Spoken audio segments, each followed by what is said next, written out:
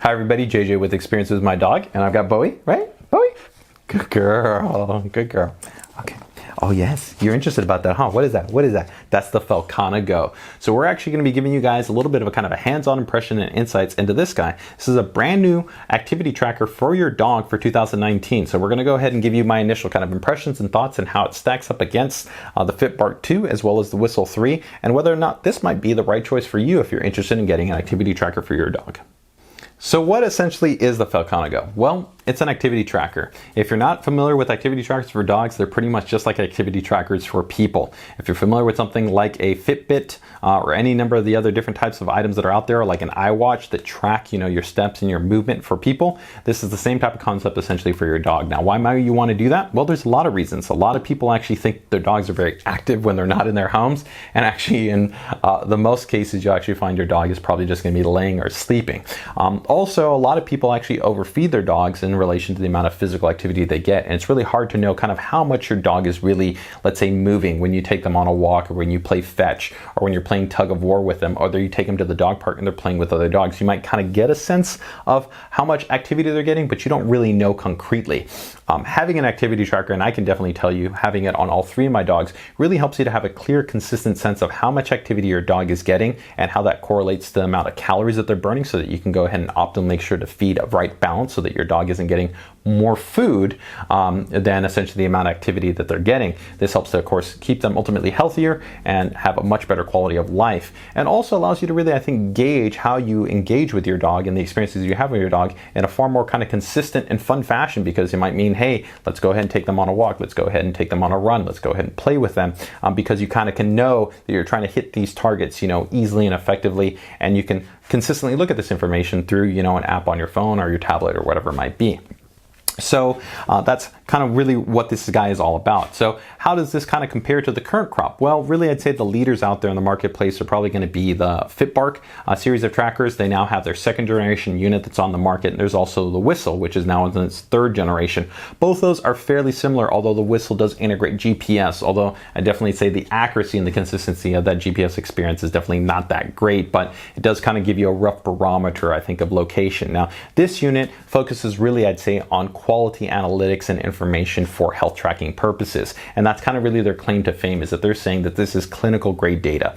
So I think that comes through kind of a couple of different forms. One, it's through the kind of the hardware sensors that they built into this to be able to track all the different aspects for your dog in terms of things like movement and acceleration, because dogs, of course, they have a lot of dynamic movement to them. So it's important to be able to kind of track them in a lot of different ways. But it's also very important what you do with that information. So they, over the last 2 years, have been working with a lot of world-class veterinary institutes to be able to go ahead and then take this information from the sensors and ultimately be able to go ahead and process it and provide it to you within an application to kind of predictively tell you what might be going on with your dog. So if, let's say, your dog is kind of really lethargic or certain things are going on, they might be kind of precursory, be able to let you know maybe this is something you want to kind of advise your vet about or do something about.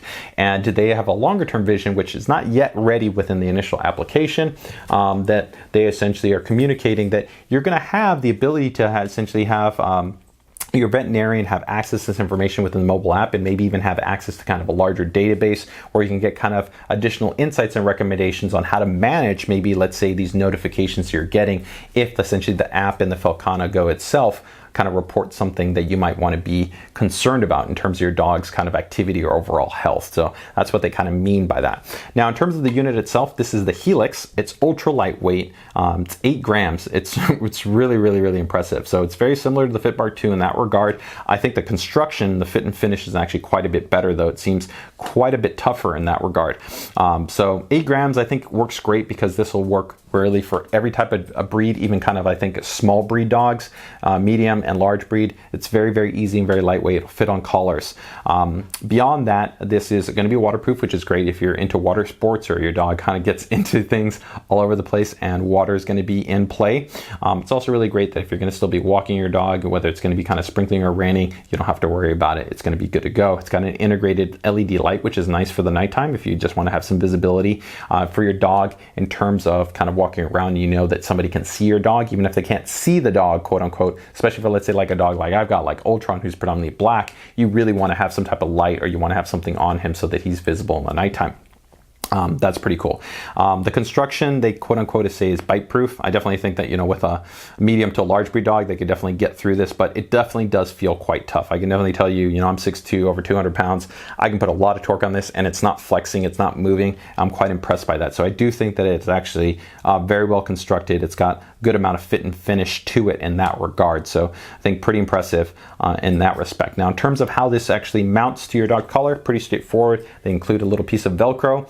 You're going to go ahead and put that Velcro and attach it to your dog's collar. I like that design because it's very easy for you to be able to go ahead and swap to different types of collars, but be able to go ahead and still leverage this. So I think that is pretty cool. In terms of charging it, they're advocating that this is about a 7-day battery life. You can go ahead and charge it utilizing this quick dock base, and that utilizes micro USB, and you're good to go in that regard. So that's pretty straightforward, pretty simple. Now, in terms of accessing all the information, that's all done through an application. It's right now only available on iOS, no Android. That'll be coming in a forthcoming update.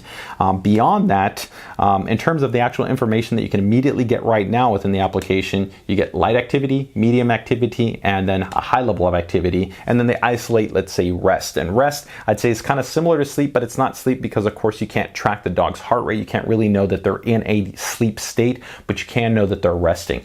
And all this information can then be tracked in a daily, weekly, and monthly fashion. So it seems, at least on initial value, that it's pretty comprehensive in the amount of information that's presented to you. And it's going to be hitting the market in the not too distant future. Right now, if we do a little bit of conversion in terms of the pricing, it's going to probably be around $90, so about $20 more than what the fitbark 2 is going to cost you. But I think that if everything works the way it's intended to, and you know, that sink in terms of that information from veterinary institutes is really, really well done.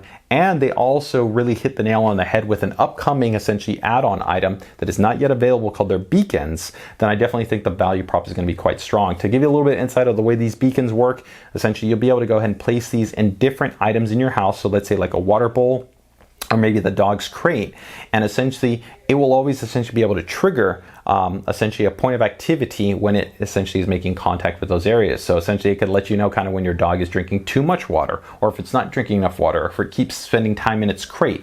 So these could also be other mechanisms to kind of alert you to the overall dog's activity and health in the long term. So overall, pretty cool stuff in terms of this Felcana Go. If you're interested in finding out more information about it, go ahead and check out links in the description below. Also go ahead and drop me comments if you're interested in finding out more specific information that you want me to include in the review. And if you want to make sure to see this review, make sure to go ahead and hit that subscribe button and go ahead and hit the bell so you can be notified once I go ahead and upload it. That's going to probably be, I think, in about a month's time frame, because I want to have enough time to compare this against the fitbark 2. And also don't forget to go ahead and follow us on Instagram and IGTV, where the links will be in the description, because you can find out tons of cool stuff on those social feeds. So with that, take care, take it easy, enjoy the rest of your day, and don't forget to spay and neuter your dogs.